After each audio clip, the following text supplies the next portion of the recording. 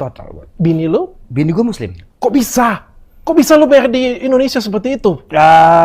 It's a long story. Tapi emang marriednya kan nggak bisa kan beda agama? Bisa.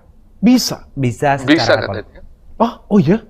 Nikah beda agama, tetapi dinikahkan di dalam gereja.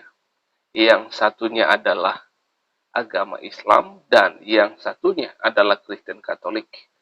Nah, ini sesuatu hal yang sangat-sangat tidak setuju dan juga sesuatu hal yang sangat-sangat tidak diperbolehkan yang saya tahu menurut ilmu agama yang sudah saya pelajari. Tetapi hal ini terjadi dan diakui oleh seseorang yang akan kita bahas secara bersama-sama di dalam video ini.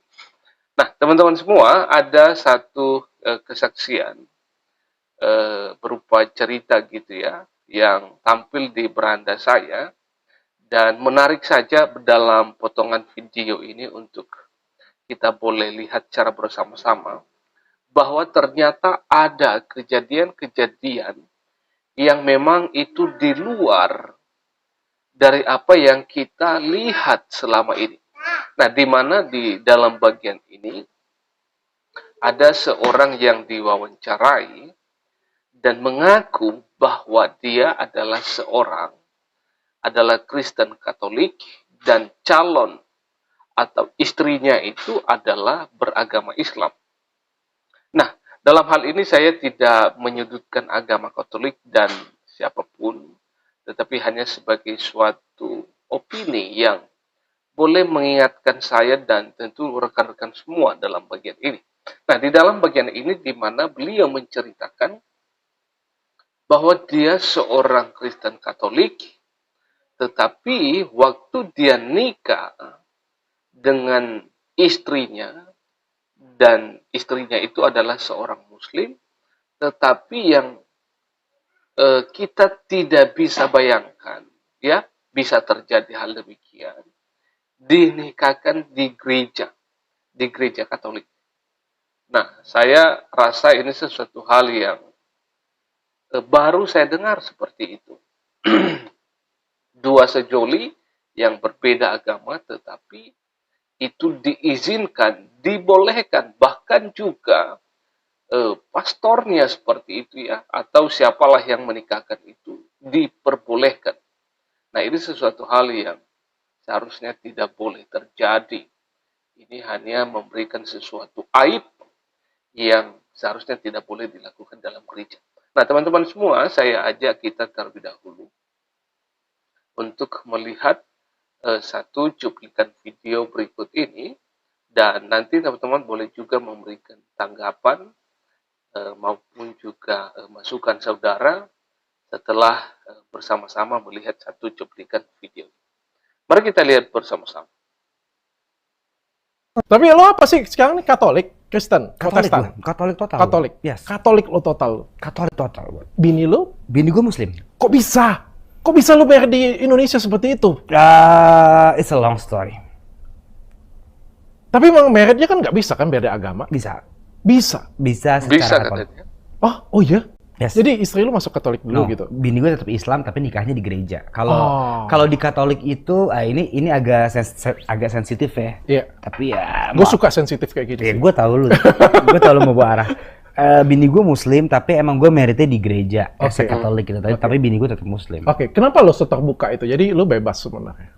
Gue nggak pingin menginspirasi orang ngikutin gue juga pingin nikahnya sama orang Katolik. Oke. Pasti bini gue juga pingin nikahnya sama orang Islam. Oke. Tapi ya menurut gue it's complicated aja karena gue jatuh cintanya sama orang yang beda agama sama gue dan itu urusan gue. Oke, kenapa lo nggak mau pindah agama? Apa? Kenapa lo nggak mau pindah agama? Karena menurut gue itu agak selfish sih. Kalau kita harus memilih lu main berat-beratan gini ya? Oke, let's go. Nggak, artinya gue nggak akan memaksa gue untuk bini gue pindah. Gue pun tidak dipaksa untuk pindah. Oke. Tapi kalau someday kita menemukan kenyamanan, Oke. ya kenapa enggak gitu loh. Karena pada saat married ternyata problemnya itu adalah bukan soal religion. Betul. Gue kan married 5 tahun ya dok ya. Gue nggak pernah tuh ribut soal agama. Misalnya puasa, gue support bini gue untuk puasa, untuk sholat gitu. Gue support gitu loh. Tapi bukan berarti gue harus masuk ke situ dong. Tapi kalau someday gue tertarik, ya gue akan ngomong gitu loh. Oke. Tapi kalau nanti kita udah ngomongin neraka, wah tetap aja dia itu di neraka. Ya saya juga mohon maaf kan, emang nasibnya begini gitu loh. Oke. Kalau mau diputar ulang, gue juga pengen dapet yang seagama. Siapa sih nggak pengen nikahnya nggak ribet, nggak dicecer netizen gitu loh. Oke. Cuma menurut gue tuh udah lewat sih. Menurut gue kayak, ya Tapi lu ke gereja setiap minggu. enggak. Ke gereja Dan pula. iman lu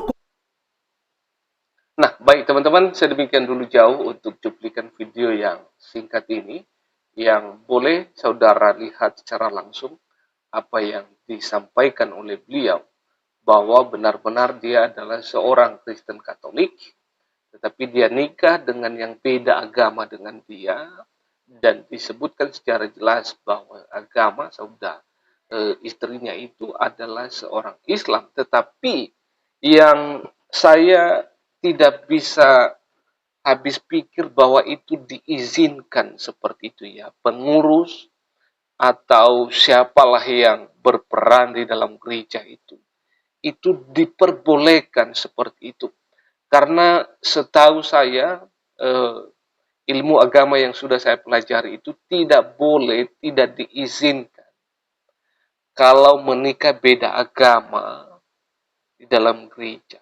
Terkecuali kalau misalnya hal demikian adalah salah satunya mengalah. Misalnya istri dari beliau ini itu mengakui atau bersiap diri untuk masuk di Kristen. Nah, itu baru boleh dilaksanakan pernikahan suci tersebut. Nah, ini sesuatu hal yang sedikit janggal, dan saya rasa juga perlu untuk teman-teman dari Katolik untuk memberikan suatu masukan atau memperbaharui sistem ini, atau memang hal ini adalah sudah menjadi sesuatu hal aturan di gereja Katolik. Tetapi setahu saya bahwa itu dilarang seperti itu ya. Nah, bagaimana menurut teman-teman hal demikian? Nah, teman-teman, ada satu ayat firman Tuhan yang mau saya bagikan, sharekan kepada kita semua, dan biar mengingatkan saya dan tentu kita semua. Nah, di dalam 2 Korintus pasal yang ke-6 ayat yang ke-14 berbunyi demikian. Janganlah kamu merupakan pasangan yang tidak seimbang dengan orang-orang yang tak percaya. Sebab persamaan apakah terdapat antara kebenaran dan kedurhakaan, atau bagaimanakah terang dapat bersatu dengan gelap? Nah, ingat kalimat pertama di sini dikatakan bahwa janganlah kamu merupakan pasangan yang tidak seimbang dengan orang-orang yang tidak percaya. Firman Tuhan sangat melarang keras kita memiliki pasangan yang tidak seimbang ya dengan orang yang tak percaya. Persamaan apakah yang terdapat antara kebenaran dan kedurhakaan?